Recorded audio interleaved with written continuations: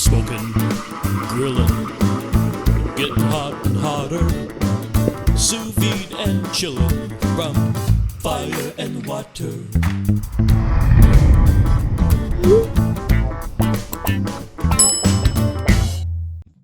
Welcome back to the Fire and Water Cooking Podcast. I'm Darren, I'm your host, and today I got a special guest. I got another big YouTuber. It's Ryan Pearson. He has the Cooking with Rye YouTube channel. But Rye, tell us who you are, where you live, and all that. Let's get started on, where you're from, and start you right from the beginning. From the beginning, I am Southern California born and raised. You mentioned my name, and I've lived here my whole life. I'm pretty much the only member of my immediate family that has lived here my whole life. Everybody else was born in Minnesota and North Dakota. So my parents moved out here before I was born, right after my sister was born. And then, I've been here. And yeah, I mean, that's pretty much my geography is Southern California. As we chatted about a little bit, we have the fires and we have the hot weather and then we have the earthquakes occasionally. I've lived through them all out here. And so you're in Los Angeles. So I'm in Orange County, proper or Orange County. So kind of south of LA then. Yeah, south of LA. Right, yeah. Anaheim and all that. Where I can hear Disneyland's fireworks every night when they do their fireworks when they're open. Yeah, I've only been out there a couple times, and the only thing that really I remember is the traffic is just horrible. So the traffic is I've lived here my whole life, and I've been driving here for almost 40 years, and the traffic has gotten just unbelievably bad. It was bad when I first started, but you don't talk about how many miles anything are from a place here. It's like how long it takes to get there. So how far are you from, Pacoima? Someone will ask. Well, that's about 2.5 hours. Yeah. It's not miles. The last time that I actually had to drive myself, I've been out there before, a couple of times since, but I didn't have to drive. I was out there for work or business and somebody drove me or I took a taxi or something, but I actually drove once, and this had to have been about 17 years ago because my son was like 1.5 and he's 18 now. And we were out there my wife was out there for business and we flew out and met her. And of course we went to Disney, but we also took a day and we went up to Hollywood and, walked around there, Rodeo Drive, and actually went to Spago and met Wolfgang Puck, saw him. But on the way back, we left Hollywood to get back down to Anaheim, because that's where we were staying, right at 5 o'clock. And we got on the entrance ramp to the freeway and we stopped. Yeah. And yeah. And that's, we had a 1.5-year-old in the car. And I think it took us 2 hours just to get onto the freeway. And then it took us 4 hours to get back to Anaheim, which is like if there was no traffic, it's like a 15-minute drive. So. Oh yeah. And that right now, because with the situation going on, no one's working. And so the freeways are basically empty. It's kind of like what the traffic, from what I've talked to people, used to be like in the 50s out here. Wow. When the freeways were built. That, you'd have those vistas of wide open freeways, a few cars on them. Yeah. So it's I used to have to drive out to Hollywood multiple times a week. And I just always had to plan 2.5 hours each way. So a 1 hour meeting out there would be minimum 5 hours for me. Two each way. Let's talk about that. So, before you got into cooking and before you were a super famous YouTuber, you were involved in some movie productions. Is that right? Yeah. I mean, I started, I've had a lot of jobs, but I think I started being a writer full-time 28 years ago. Sold my first novel, wrote several other novels. One was turned into a movie called Mercury Rising with Bruce Willis. And then I segued into screenwriting directly for film. And I've worked on several movies, but you never get credit on those. The way that the thing works, you end up being the guy who does rewrites, or you start something and someone else finishes it. But I wrote the movie Knowing with Nicolas Cage. It came out a little over 10 years ago, I think. And but then, I've been still writing books and things like that. But 2 or 3 years ago, I really just sort of stepped away from the film business. It was just, there's too much not working, too much talk and not enough actually doing things. And it just wasn't fun anymore. And it wasn't actually being, providing an income anymore because you're just not doing anything. Everyone just wants to talk. And yeah, so I just focused more on my books and stuff at starting at that point. And then, I stumbled into YouTube, just totally stumbled into it. Yeah. So yeah, being a writer, I guess you're not like maybe, like some of the actors and stars where Mm. you can live off of your name. So a lot of people don't know who the heck you are, even though you wrote, Yeah. Mercury Rising, which was a pretty good Yeah. movie, and people will go, "Who are you?" And I was doing okay. I mean, I did really well for quite a number of years. And then, you reach a point where, it's actually the business really started to change more than just any individual thing. And that's a whole other subject, in terms of how people wanted to work and how they wanted you to do work in essence for free, just so you could then work for them. And I wasn't willing to do that. And, so I focused more on my books where I was more in control, and was doing fine there. And then again, stumbled into YouTube. So let's talk about that. When you stumbled into YouTube, have you been cooking a lot of your life? I mean, Yeah. did you come into cooking at an older age or younger age? Uh, More later on, but I've always cooked. I mean, my mom cooked a lot. She grew up on a farm, and they cooked everything. And so her cooking in the kitchen was just a normal thing to see for me. And in fact, one of my most popular videos is my mom's deviled egg video, where I showed how my mom, she passed away about 10 years ago, how she made her deviled eggs. And, that video for some reason exploded, and I didn't understand right away why, but that really did just come from watching her cook and make those deviled eggs all the time. And so, yeah, I started to cook, and, I just really enjoy it. And I started to get more interested in outside stuff, cooking outside and smoking, when my sister gave me as a gift, I can't even remember how many years ago, at least probably 10 years ago, maybe even more, an electric smoker. And oh, this will be fun. I'll try this. And I just totally destroyed, the first ribs I did, tried a brisket in there, and that was awful. And, but then, I kind of found my niche with like tri-tip in there. It's like, wow, I can make a pretty good tri-tip in this electric smoker. It's very different than what you'll do on like a charcoal grill or something, but it was like, hey, people like this. This is fun. So I just started doing more and more with that. And then I think it was early 2017. I decided I wanted to just kind of, do some more. And I had been reading on, getting an offset smoker and, what was a reasonably priced one for someone who wanted to just sort of try it and not really spend a ton of money on a high end one at first. Cause I really didn't know at that point, would it be something that I'd want to get more into? Because electric smokers, as I tell people, are a great way to start, because if you're not sure you want to do it, that thing is basically set it and forget it. You pick the temperature, you put your food in, and it's like an outdoor oven. You just let it go. And kind of pulled the trigger, bought myself an Oklahoma Joe's Highland. And my very first video was, I just decided, because I couldn't find a lot of stuff on the assembly of that online. And I'd always used YouTube to like figure out how to change a part in a car or things like that. And I always say that YouTube saved me, probably $10,000 on Volvo repairs when we had our Volvo, because every visit to the dealer was $600 or $700. And, so I would watch YouTube videos to learn how to do things. And then I thought, hey, when I'm putting this thing together, I'm just going to get my iPhone out and I'm going to show what I'm doing. And that was my first video. I wasn't even in it. I just held the camera and showed all the things I was doing. Yeah. I think a lot of us started our, YouTube life by being YouTube, users, by doing what, like you said. I mean, that's what I used to do all the time was, oh, how do I fix the ice maker on my refrigerator? You go on YouTube and you look it up.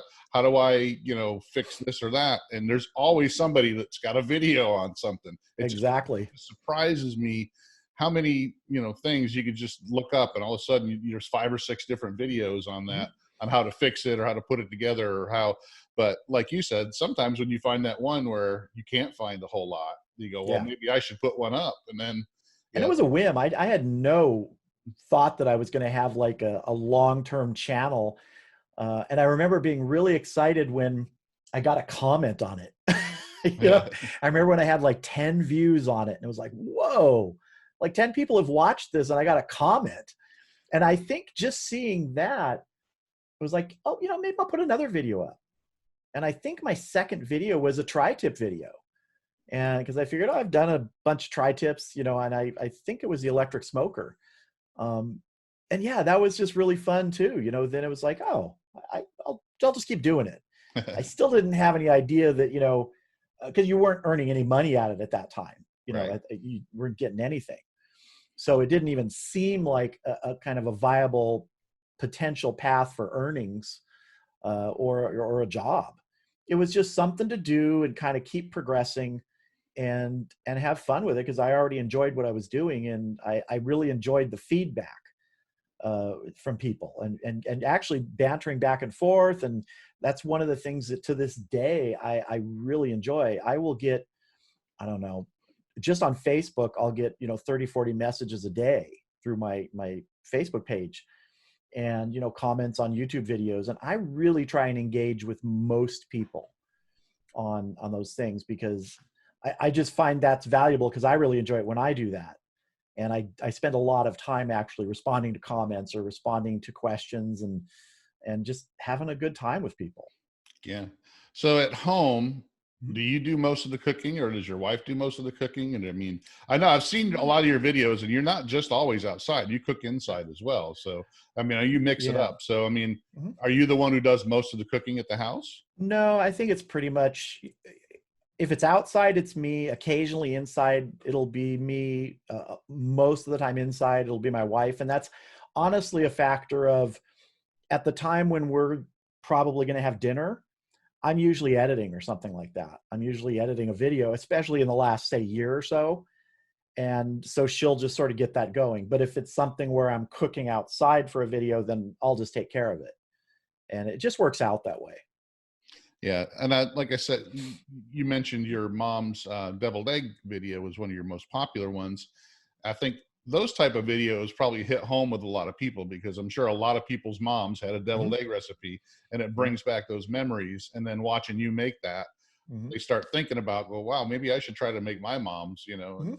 so And it's that was a great video too, because there were so many people that would like give their suggestions, and, oh, my mom used to do this, and I actually did a follow-up video months later that was like using their suggestions. And I picked like 3 or 4 and then made my mom's, but with their suggestions. And that's a great example of sort of that interaction that you can get with people who watch your channel. If they feel like they can share something with you and you're actually going to take it to heart, they're more inclined to do that, and they're more inclined to participate. And it's fun too. I mean, some of the stuff was pretty good. Yeah. So you're out in California, and Yeah. around LA.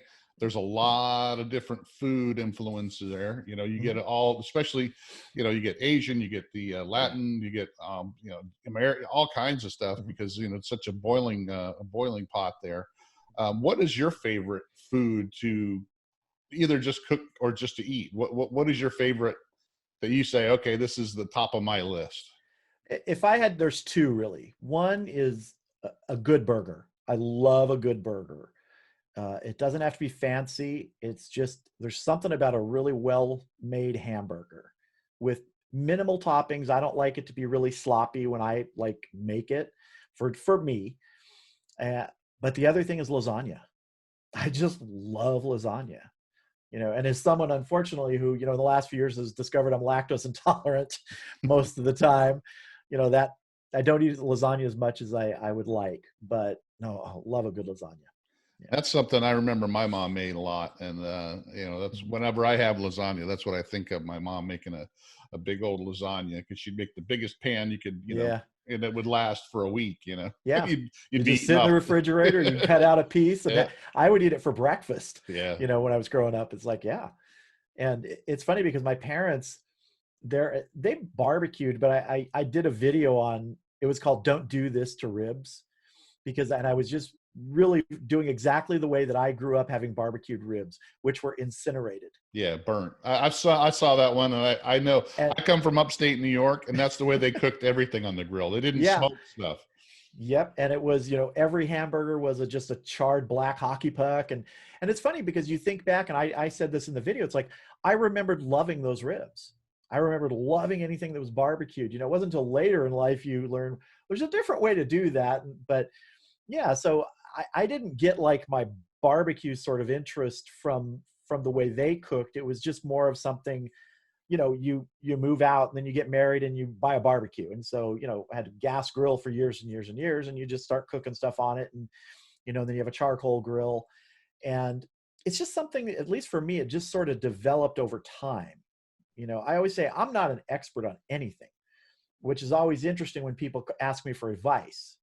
I tell them I'm not an expert. I'm a guy who likes to cook, and I cook enough that I've made enough mistakes, and I've found the ways that things work for me. And sometimes that'll work for other people too.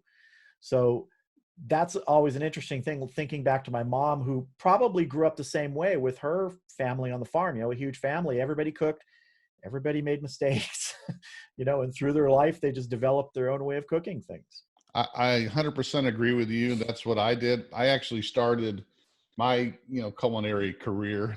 I worked in fast food type restaurants when I was younger, back in my teens and early 20s, and, more family type restaurants like, Denny's or Ranch House, stuff like that, and TGI Fridays. So Yeah. I kind of learned the basics of cooking that way. I never went to culinary school, but what it did, it got me interested in learning and understanding, some of the processes and methods and how things can go together, and then how you can create new dishes, so. Yeah. And then, like you said, you do trial and error as well, so I'm one who's always looking to try something new and different. I like to change it up a lot. That's what got me interested in doing the sous vide and the barbecue. And it's because you can create something totally different than you could with just either one of those methods by themselves, by Yeah. when you combine them. But I've always been that way, where I like to I look at a recipe and look how I can change it. Yeah. I'll follow it the first time and go, yeah, that's okay. But if I just tweak it here, tweak it there, kind of make it my own, are you the same way? Yeah, and it's something I've learned, which is really interesting to me, is that over time, as people ask questions about a recipe I've done or something, a lot of people do seem sort of, I don't want to say shocked, but surprised when you say, "Oh, well, if you don't like that, just throw something else you like in there. Try something different." And I know people like that who, if they see a recipe, they feel that they have to follow every step, every ingredient, and if they don't, something's going to be wrong. And I'm really of that school of like, try it. Try Yeah. something else. Give it if there's a flavor you don't like, try adding something you do like. I've learned that pretty much the only kind of cooking that is really strict in terms of ingredients and is baking, when you're trying to do specific baking things. And I don't do a lot of baking, but yeah, you do have to kind of follow more things there. But in the rest of the world, when you're making soups or barbecue or, anything, yeah, you can change things up, and you can experiment and have a good time. Yeah, baking, there's too much chemistry involved in that. And it's got to, like you It's said, a lot. if you miss something, you don't put enough baking soda, you don't put enough yeast, or, too much salt, you can spoil, your bread Yeah. or your cake. But everything else, I'm the same way. That's why I don't really like baking too much. Yeah. It does. You have to be kind of, but my wife's like that. If she sees a recipe, she's got to follow it to the T. To the T. She's always that. I mean, that's more analytical, I guess, where, Mm-hmm. you got to do it a certain way. You got to follow the instructions on how to put that, table together exactly. But there's even ways to sort of like, I want to bake more. I want to try some things. And like, I actually have tomorrow a video coming out, which is a smoked apple pie. And I think a month or two ago, I actually just decided I was going to do it. And I'm not talking about making the crust yourself or anything like that. I just used the store-bought, frozen crust that you can roll out. But it was just more the ingredients and, hey, can you do this on a grill? Can you really get results? And yeah, you can. So it is fun to kind of take a little bit of the baking world and bring it into some of the smoking and grilling world. In fact, I can't remember. I don't know if it was on Google Foods, if he did like a beef Wellington, I think. And I think it was on Google Foods. Yeah, it looked really good. I think he did one on seaweed everything He did too. that? So yeah. Yeah. But I know a bunch of mine. I don't know if you've ever watched John Setzler. He has a Kamado Joe channel. He does a lot of those No. videos and Man Cave Meals. He's been around a while, but Mhm. he works a lot on the Kamado grills, you know, the Kamado Joe particularly, but he does a lot of baking on that, and you know, baking breads and all kinds of different stuff, you know. Yeah. Pizzas especially, you know, pizza and grills go together like, you know, salt and I've pepper. done some pizzas. So. Yeah, I'm looking forward to doing some more pizzas. I've got an attachment for the pellet grill, which is a pizza oven that goes on the side. So I'm looking forward to using that. Right. So yeah, there's a lot of things you can do outside, and we'll get into that, you know, on the second part here. But let's take a little break right now, and I'll be right back with Rye Pearson from Cooking with Rye. Okay.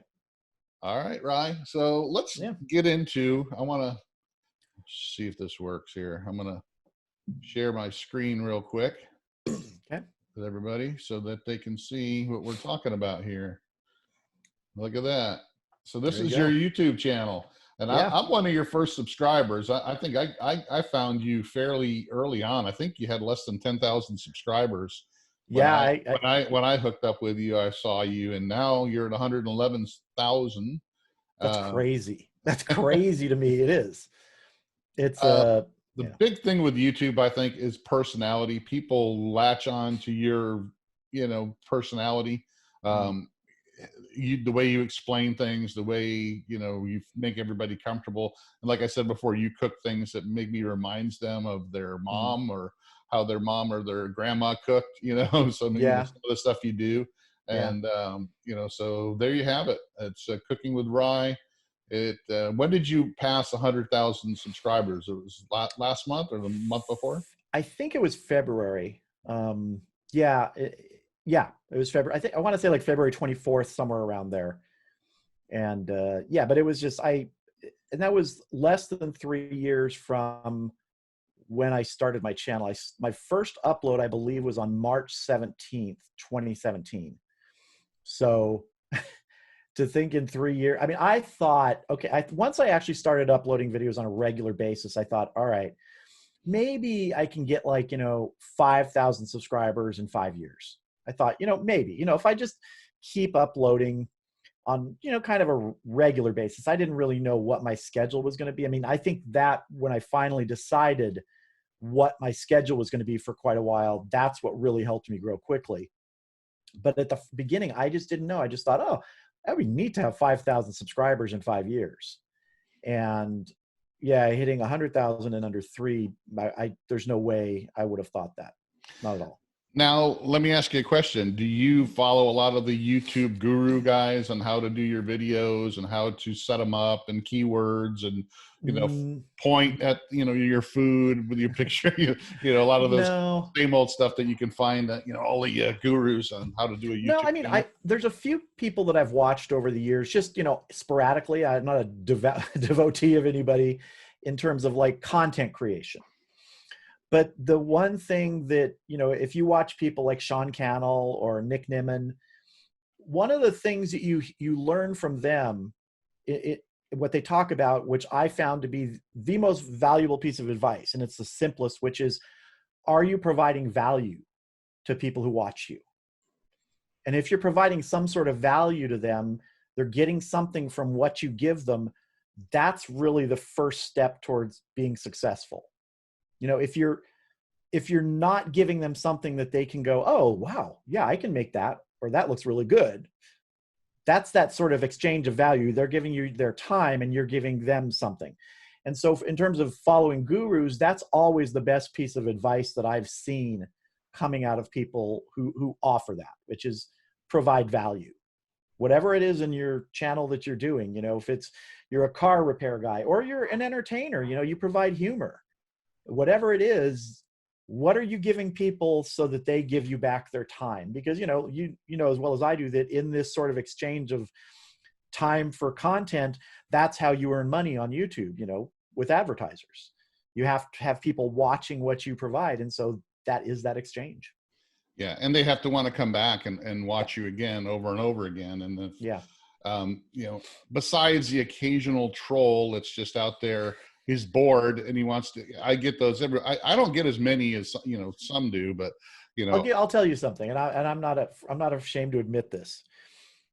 I have a ban list probably 2,000 or 3,000 long because I have extremely strict content filtering on my channel.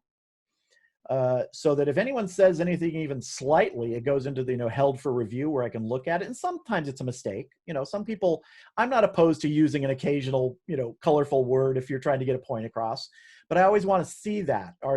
Is it someone who's just doing that for shock value? But the other thing that I've really kind of enforced on my channel is don't come here and be rude. You can have a difference of opinion. You can share a criticism, but try and do it in a way where you don't come off looking just like a rude troll. And I think that's what I've gotten a lot of comments from people about my comment section saying, man, you have a comment section that is just kind of nice, because most people are just going back and forth and talking about the food and things like that. That takes a lot of work. yeah, I'm not joking that I spend easily an hour to 2 hours a day on just comments. You know, and that's just not YouTube, that's, you know, Facebook or, you know, Instagram, whatever you're doing. And I just truly believe that I don't know why people need to be rude. I just don't. right. And if you don't know you're being rude or why you're being rude, you're, you know, go somewhere else. We don't need you. Yeah, You know, learn how to express yourself in a way that you can get a point across about a criticism, even some negativity. And I've gotten plenty of negativity from people, and the comments are there. It's just they knew how to express it without name calling or being elitist. You know what I'm talking about. The people who come in and say, you can't cook on anything but this. You have to use this and that charcoal. Come on. right. You know, so yeah, I run a fairly tight comment section, and it's my channel, you know, my rules. And that's always Exactly. funny too when you get those people. It's like, you don't believe in free speech. Yeah, no, not on my channel. I don't. Right. Well, and you know, my Facebook group, I'm almost at 9,000 on my Facebook group Yeah. for, you know, the sous vide and barbecue. And I run it the same way. I don't allow comments, you know, that are any kind of negative, criticizing, stupid, just, Yeah. you know, people just being stupid. You know, I don't, you know, like the stupid memes people put up. So I don't Yeah. allow it. As I see Yeah. some stupid meme, it's gone. Yeah. I actually screen all the posts that come in Mhm. because, you know, I don't want it to be up there so somebody can see some stupid post and go, you know, oh my God, I can't believe this guy's letting these posts on there. But you're right with Yeah. the comments as well. I'm kind of strict on mine. And like you Yeah. said, it's my channel, it's my Yeah. group. This is not, you know, a democratic, you know, group. I had a guy, you know, on one of my videos just the other day, just made some just blatantly, you could just tell he was bored. He had nothing better to do that day. He's Yeah. probably locked down and he's just scrolling through all the videos and said, Mhm. you did this totally wrong and you're stupid. You know, it's like, boom, you're gone. I don't need you, you know? Yeah. It's Um, like on mine. If you think I did something wrong, oh, okay. Well, what did I do? You know, right, how would you do it differently? That's an engagement, and I've had right. people do that. You know, and in fact, I've had people. There was a recent one where I said in a video, oh, I did this fat cap up, and I usually do it fat cap down. And then a couple commenters said, I don't think you did. I think that was fat cap down, like you planned to. And I said, no, I was there. Trust me. And then someone else said it. And I was like, I better go look. And I went back in the video, I enlarged it and was like, they were right. And I went back into the thing and I said, like, hey, guess what? You guys were right.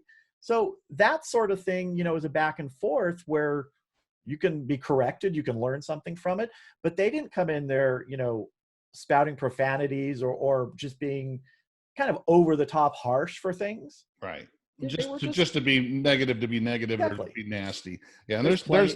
Yeah. there's people that do that, but I mean, I've been fortunate as well that I don't have a whole lot. I'll get maybe one or two a month where somebody will you can just tell too, because they don't have a channel of their own. Right. They got no followers and they just come in and go, blah, and you just Yeah. like, boom, you know, how did that 10 seconds, you know, of a comment, you know, make you Yeah. feel on my YouTube video? And I've found that by doing that, by kind of being strict in the comment filtering, it allows the rest of the comments to flourish. Right. That you get people who want to talk about things. And I'm sure that some have slipped through that I've missed. You know, the YouTube filtering isn't perfect. But I do, when I look at stuff, it's like, it is fairly clean and it's kind of constructive and funny at times. You know, people joke around about things, but it's not negative and it's not hurtful. Right. And it's not rude. It's, I mean, the simplest thing, a word, like I said, is rude. I just do not get that. And so I don't allow it. Yeah. Yeah. And it's if you have a Facebook group, it's kind of the same. It's actually worse because, you know, you got people all the time. You get that Ford versus Chevy mentality, especially when you, like with me, I'm mixing sous vide with barbecue, and some of the barbecue traditionalists are just like, it has to be cooked on a smoker using pecan wood on a offset, you know, for this, you know, and it's like, you can't use briquettes. You have to use lump. Yeah. Yeah. And those guys, I just tell them, look, you can either play nice here or you can be gone, because there's other barbecue groups out there and you don't have to be in mine. So, yeah. I mean, and again, and we talked about this, the whole idea that if you're someone who relies upon the tool versus the method, that's really not the way the best cooks cook. Right. You know, you could give a really good cook minimal equipment on something they're not familiar with, and they would make great food because they understand that it's the way you prepare the food which gives you that flavor and the taste and the stuff that pleases people, not the fact that you have, you know, a $4,000 this, or you only use this type of charcoal, or, you know. In fact, I had so much fun making a video a couple of years ago. I decided I just wanted to have some fun, and I made a DIY smoker out of like foil pans, those big, you know, foil pans that you see in, like, you know, serving trays. And I'm going to cook a tri-tip on it. And I did, and it was fun, and it came out pretty good. And so I just thought that was kind of neat to show that, yeah, you can take this to the beach, you know, where you don't have to lug your smoker, and you could just make a tri-tip at the beach. And it was literally out of 2 foil pans and some metal barbecue skewers to hold it together. And it was fun. Yeah. That whole idea of, like, the concept of Chopped, where people can, you know, the really good cooks, you can give them a basket of anything and they'll make something delicious out of it, you know? Yeah. They'll figure it out. Yeah. They figure it out because they know the methods, they know the flavor profiles, and, you know, and you don't get that overnight. You know, you do got to study, you got to, you know, do some, you know, reading and trial, and, you know, try it and, you know, have some failures too. You know? Yeah. You know, I fail all the time. I mean, I fail every video. I mean, it's in editing, and I don't mean I fail the food's bad. I fail in the filming. And that's what, you know, I get comments from some people about, like, well, how do you do this? How do you do that? And it's like, well, I'm running sometimes 6 cameras. And so if something doesn't look good on this one, I can switch to this one, you know, and if I drop something, well, you know, then I've got another camera. So you're trying to give the best presentation you can, but still kind of leave those honest moments. And I think I can't remember which one I did. Oh, as I was doing the fresh ground brisket burger, and as I put it on the thing, it started to come apart. And it was like, well, I left that because that's real. You know, I didn't compress it enough when I was forming it. And I actually got a lot of comments on that. It's like, oh, thank you for showing that it isn't always perfect. But yeah, when you're trying to create videos and you're running with a lot of equipment, it does give you options, but it takes a lot of work. Yeah. You know, well, and like you said, though, you know, sometimes when you're doing a video and you get to the end and you're like, oh man, it didn't turn out like you're thinking.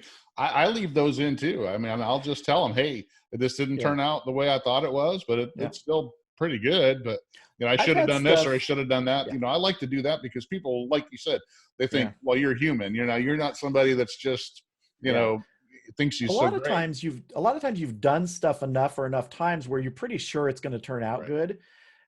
My first brisket video that I did, I had a whole little thing at the end where I talked about what I would do different the next time, because it didn't turn out exactly the way I wanted. It was still good, but it wasn't really what I wanted. And I kind of had that little, I think about a 5-minute tag at the end of it. And I did get a lot of comments on that from people like, oh, that was nice that you talked about what didn't go well and what you would do differently. But it is just sort of this thing after, again, I'm no expert on anything, but I've done over 400 videos. And after doing that many videos, you just kind of learn how to do things in a little bit of a sequence to get them the way you want, especially if you've made something before. Like I said, that apple pie video that I've got coming out, I made it a month ago testing without for video. And I do that a lot. I'll test stuff first. So I know it's going to come out. I didn't have the luxury of doing that, a couple years ago, but I'm able to do that more and more now because I just have the time. I mean, in essence, this is my full-time job now. I still write, but this is by far the larger portion of stuff. So I do have that ability to say, hey, I'm going to spend this day of the week testing stuff. And so that's nice. Yeah. And I did the same thing when I first started mixing sous vide and barbecue. I mean, the first few things that I did, it was like, well, it's okay, but I can make it better. And, I've been doing it now almost 3 years, and now I've pretty much got it down. And I love showing people and telling people, how I learned, how I, figured out the process to make it perfect. It still may not be perfect for somebody else. It's perfect for me, but I can show them how I learned, because, especially when you talk about a brisket, brisket, people really want to understand brisket, and they're scared of brisket, and they want brisket to be perfect because it costs a lot of money for that big hunk of meat. And, but there's multiple ways to cook a brisket, especially when you're using sous vide and barbecue together. I could make a medium rare, very tender brisket with it on the smoker. So I really get involved in doing that and showing people, hey, over the last few years, I've made some bad ones, but I've also made some really great ones, know. And I've always come to understand now that there's many different forms of perfect. I think that the way that I cook my tri-tip, and I do it a specific way when I want it and the finish that I want, someone else may do it differently, and it'll be really good. It'll be great. There's different forms of perfect based upon who you are.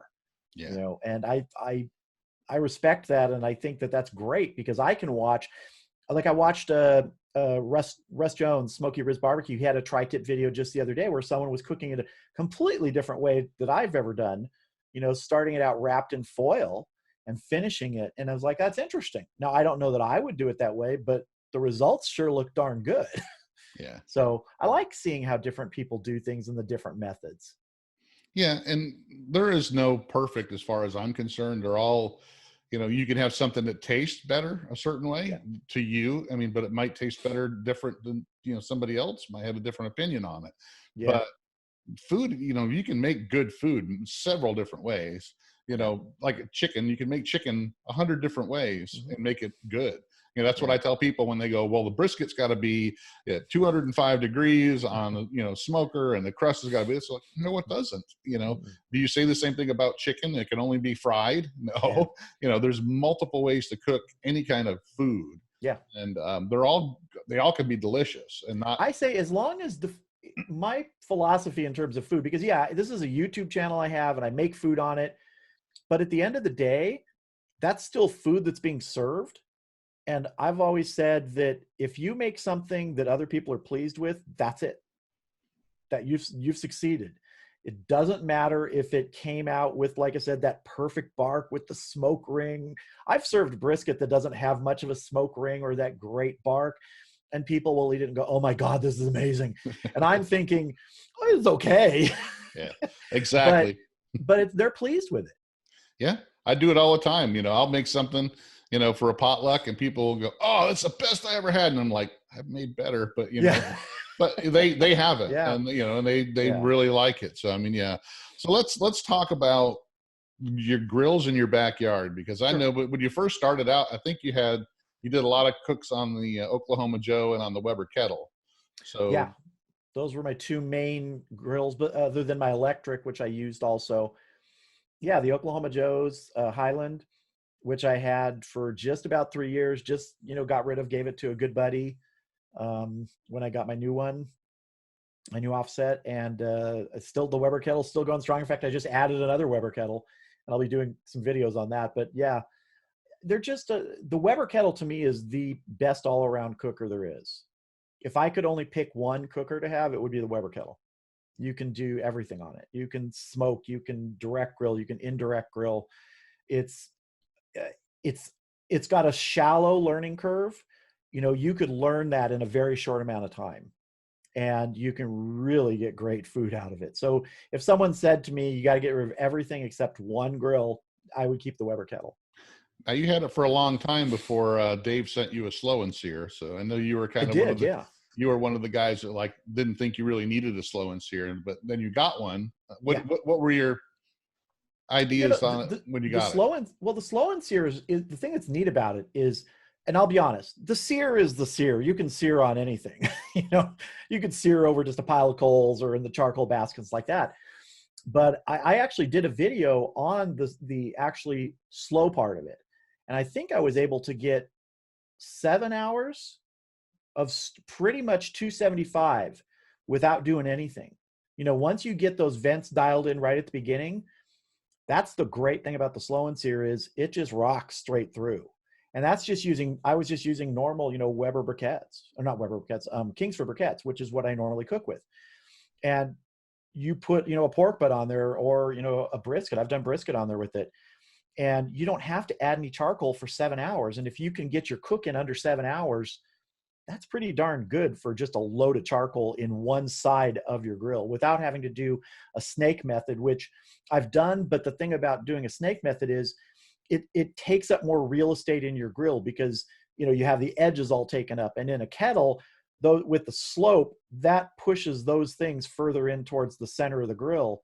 And there you create a direct zone or you have to keep moving your meat all the time to get it away from that.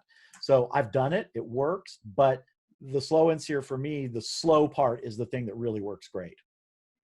Now you got the super offset now, the Lone Star grills, which Yeah. how did you like that? How does that compare to the Oklahoma Joe? Because Oklahoma Joe is not a top of the line. It's No. kind of the It's entry level. a consumer grade smoker, which is what I said. And that was the reason I bought it, because I didn't know at that point, like I said, if I was going to want to do a lot on it. I figure it was on sale when I bought it at Lowe's for $299.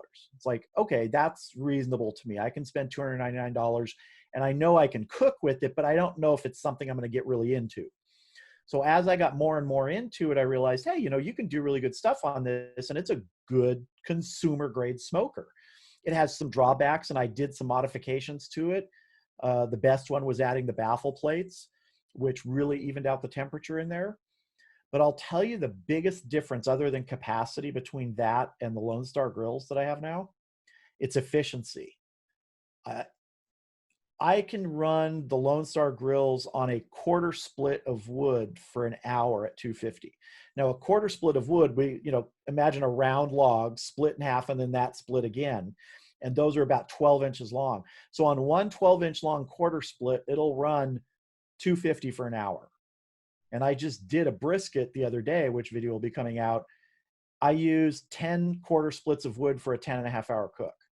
On the Oklahoma Joes, it would be about double that, because the efficiency of the airflow is not as good on that, and it takes a little more fiddling, and you have to burn more wood to get that going. Well, and the metal's a lot thinner too. So metal's a lot thinner. Yeah. This is when you get into the bigger, better built smokers, that metal becomes a heat sink and it absorbs the energy. And so it doesn't take, let's say you open the lid, and then you close it again. In something that doesn't have that ability to absorb the heat energy and just sort of store it and then release it back, it's not going to do that as fast. Thinner metal is not going to release that as much energy because it's not as thick. It's not holding as much heat energy. And it's kind of the same with a cast iron cooking grate, the one that I have on my Weber kettle now. That thing holds so much heat that when I take the lid off and to do something and then put the lid back on, it comes back up to temp really quick. With just the standard grates on there, they don't hold that heat energy, and it takes a little longer to come back up to heat. So that's the biggest thing about the Lone Star, other than the capacity and some other nice features, is just that efficiency. I went out, I can't remember who I told the other day, when I knew I was getting that, I went out and I bought a whole bunch more wood. I ordered more wood to stock up on it, figuring I was going to blow through this in by August. And now I'm looking at my wood supply and I'm going, this is going to go into like February, March of next year now, because I'm not going to burn it as much. But yeah. And that's the same concept with the ceramic grills. That's what people don't seem to understand. Why would you want a Big Green Egg or a Kamado Joe, besides a Weber kettle? Well, that's another thing. It's the Yeah. efficiency and the versatility and something that's going to last you for a long time. Yeah. Not to knock a Weber kettle; those are No. great too. But It's also a price point thing, yeah, if it's you're, a price point thing. it's kind of like if I hadn't done sort of the offset thing, decided, oh, I'm not going to get into offsets. If I had gone from the Weber kettle and said, I want to kind of move up into something that's going to give me more capability. Yeah, I would have gone to a ceramic cooker from that. And that's why you're right. That's where they're like super insulated ovens. I mean, that's what's nice about ceramic cookers. Yeah, and I get the bug too every once in a while to say, I really want to get an offset, but like you, I started out not wanting to buy something super expensive. Yeah. Because when I got into ceramics, I started out with an acorn, which is kind of like, the steel ceramic that's, kind of cheap. You can buy them at Lowe's for Sure. $250, but it's similar to a Kamado or a Mhm. ceramic grill because it is kind of insulated. So you can get the kind of experience and get that. Well, Right. see if it's going to be something I want to do or that kind of cooker. So you can get the taste of it. Then, like anything, you could start out with the cheap, scotch, and then go, I'd really like to see Yeah. what an expensive single malt's like after, And with the Lone Star, I mean, the thing about it is, in full disclosure, they gave that to me. I didn't have to pay for it. And it was interesting when Chris reached out to me, Chris from Lone Star. He said, "Hey, we'd like to send you this. You can use it on your channel, review it, and whatever." And I said, and I thought about it, and the interesting thing was, I had been ready to buy one. I was shopping for an offset, and I was looking at that very model. I was looking at a Lang, a Yoder, and there were a couple local fabricators that I'd been looking at too. And I had been looking at this exact specific Lone Star grills, and Chris basically said, you can pretty much pick any one of our cookers you want, and we'll send it to you.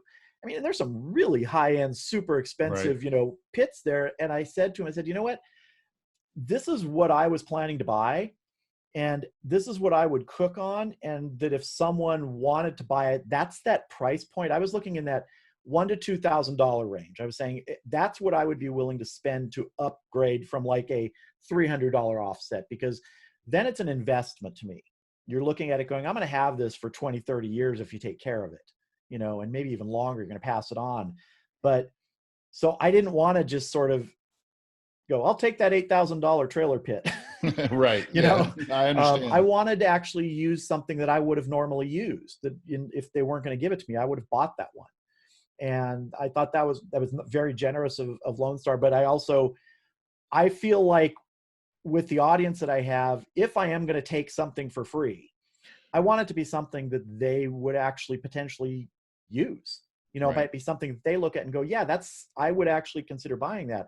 I had a company probably 5 or 6 months ago ask me, hey, we'd like to send you this really high-end thing. I'm not going to say what it is because it might give away what the company is. And there's nothing wrong with them at all. They're a good company. But it was like $5,000 or $6,000. And I looked at it and I thought, I wouldn't spend that much on this thing. And I really can't believe my audience would spend that much on this thing, meaning you're going to give me something that's valued at that, and you're not going to get a return on it because no one's going to go buy it based upon me using it, and I wouldn't buy it myself. So I try and at least be honest about that stuff. If someone wants to give something to you to use on your channel, and, I'm sure you've had offers and things too, where people want to give you stuff. And, I turn down 99% of everything because, number one, you don't need it. And number two, if you just start taking everything, then every video becomes about the thing you took.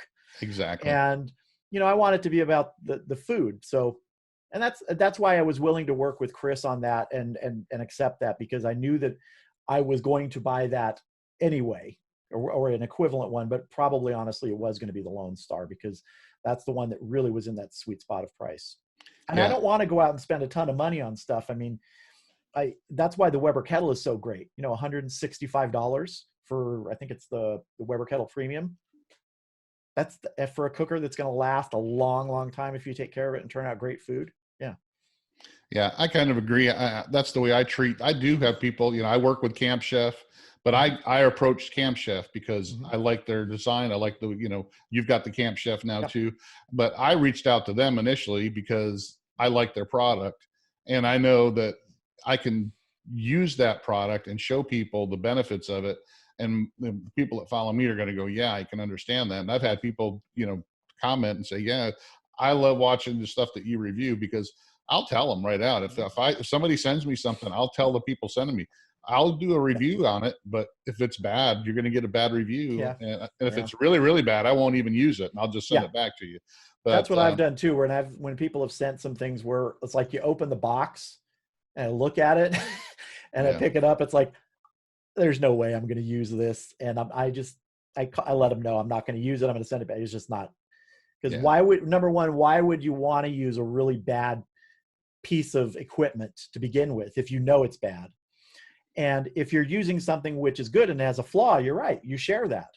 You talk about it. In the Camp Chef that I got when they sent that to me, I did a video. I think it was the third video or fourth video of that where there was a problem, and I went into it and what it was. And Camp Chef made it right, but I'm okay to work with companies that if something's wrong, I give people one chance. If there's something that's wrong, I'll tell people about it. And then I think that they, just like with anyone who buys something, they should fix it. They should take care of that. And if they don't, that's going to be the problem then. Exactly. Yeah. And like I said, like you said, you don't want to be using junk and trying to sell it like it's, a great thing, because then they're going to look at you and go, come on. Yeah. But, and like you, I'm sure I've seen a lot, not to name names, but I've seen some other YouTube channels where every other week they've got a new grill or they got a new product, and that's all they seem to be doing. And it's like, well, how does that work? I understand if you want to try things out, and great to have somebody want to send you something for free, but it's got to make sense. I mean, I just had another company send me a vacuum sealer because I do sous vide. You vacuum seal a lot. I just bought my first vacuum sealer. But I mean, I had them send me they sent me a chamber vacuum sealer, and the only reason I got it is because it's kind of an in-between of a really big commercial one and a home use one that I have. And I want to show people the difference, of what's what, so I'm not going to, I'm loving mine, but I don't hard sell people on stuff. I really just show them the differences. I don't even think I've used mine in a video yet, but I'm loving it. I don't remember. I paid like $60 for it. I finally decided I needed one because it generate a lot of leftovers when when you do this, because your family's only a certain size, and actually a lot of stuff sometimes you end up. I mean, I don't know how it works for you, but there are times when I have to use stuff for photo, and you end up not really using that to eat right after that. Usually it's not too much waste, but it's kind of like on a TV show, a cooking TV show, they go through a lot of stuff like that. You have the stuff for presentation. I'd say 95% of my stuff is the actual stuff I'm eating in the video, but there are some times where the lighting's just bad or something's just not looking right, and you have to kind of rebuild it to get at least a decent photo for the thumbnail on YouTube. So the vacuum sealer to me was like, oh, this is great. Just like I could freeze this stuff and vacuum seal it and freeze it. This is great.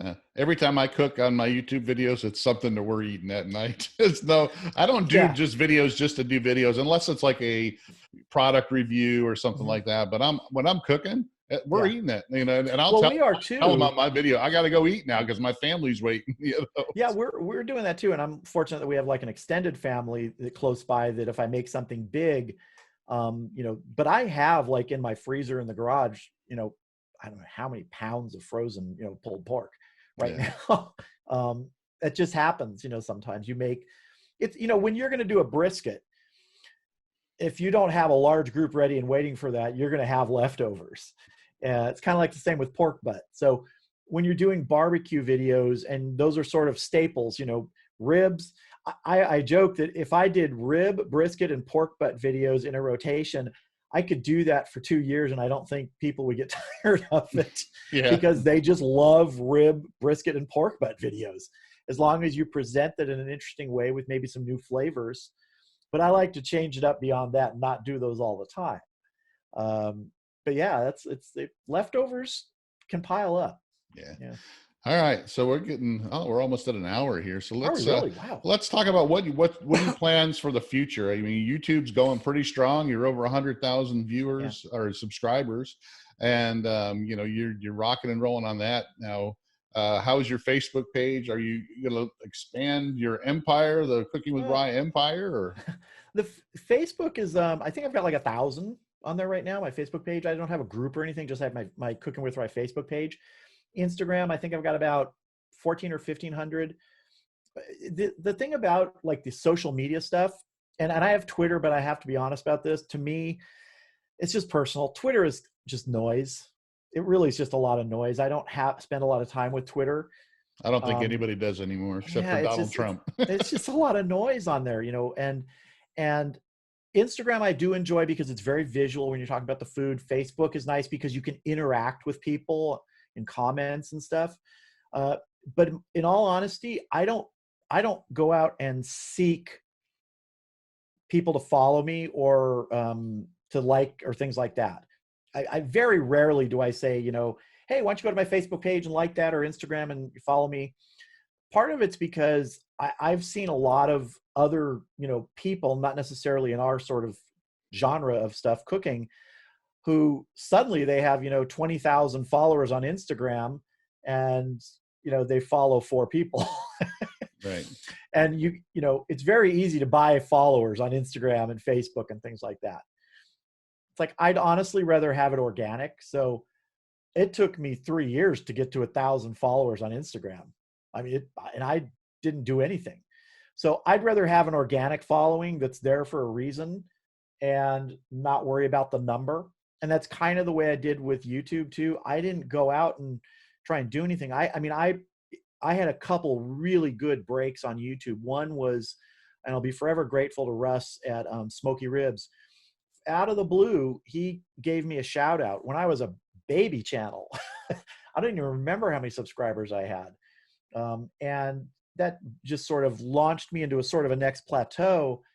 And then about a year ago, YouTube contacted me, like literally, I got an email at 6 a.m. on Sunday saying, congratulations, you're going to be tomorrow's Creator on the Rise. Don't tell anybody, but but watch your stuff tomorrow. And so the next day I was on the YouTube homepage as Creator on the Rise. And that was like, I think I got like over the next week, probably 15 or 20,000 subscribers out of that. Wow. So I've had a couple fortunate breaks, but the thing about it is I'm not bragging, but I've worked really hard. I spent an entire year and a half putting out 4 videos a week. And I only recently slowed down from that. Like about November of last year, I started to slow down. But that's a lot of work. And, my family would attest to that I would work on a video, come inside, edit that video, and I'd be done about 11 o'clock at night. So I was doing 16 or 18-hour days sometimes to get 4 videos a week out. Yeah, that's dedication. And I don't think a lot of people understand how tough it is. I mean, I still only do 1 a week, but I started doing the podcast, and so that takes up some time. But even, and I don't do 6 cameras, and I really still kind of just do my iPhone, and, I just do what I kind of like to do. So, but it's still, it still can, it's tough. You got to get the time, you got to get the people out of the way that are in the house with you, you know. So I'm trying to shoot a video and they come bashing through, the dogs barking, so it's just really, tough. And doing 4 a week, I don't know if I could handle it unless I was fully retired. Well, I don't even know now how I did it, because that I slowed down from that when my video setup started to expand more, when I went from like 2 or 3 cameras to 4. And then 5, and it's really about, like I said, those cameras are options, meaning I have more options as I'm editing a video, but that makes the editing process longer. So a 10-minute video now will take me between 6 and 8 hours to edit. Everything from audio processing to cutting it together with all the cameras and things like that. But that's where I've not shifted away from volume. It's more that I've focused more on quality and presenting more unique things and that are more interesting and things that I think people will enjoy. So that's really where I'm hoping to go in the future with this is I'm going to work more on my website and get that expanded out a little bit more, but it's really just continuing to put out the content on YouTube and focus on making it the best possible.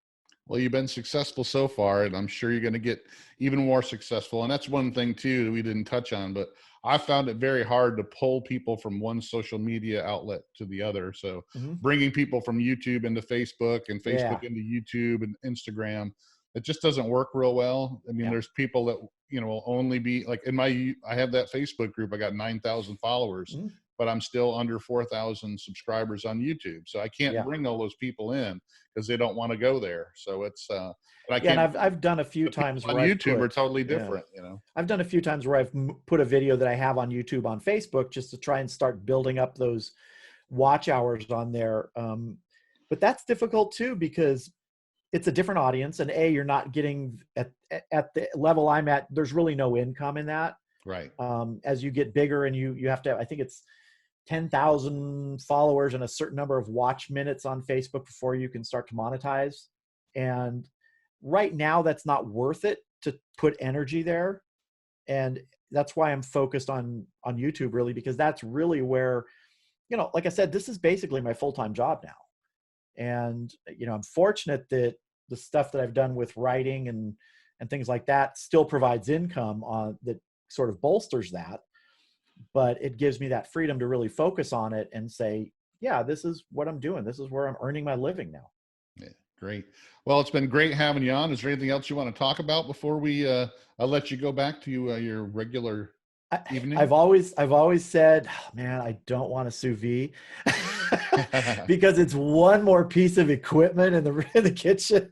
But every time I look at your stuff, it's like, I'm going to break down at some point, and I'm going to get a circulator, and I'm going to want to try something. So I'll hit you up for that when I decide to do that, so you can tell me what the best starter way to do that is. Well, and just, you got to understand too, a lot of people seem to, and I try to, tell people, don't look at it as a device, look at it as a whole nother cooking method.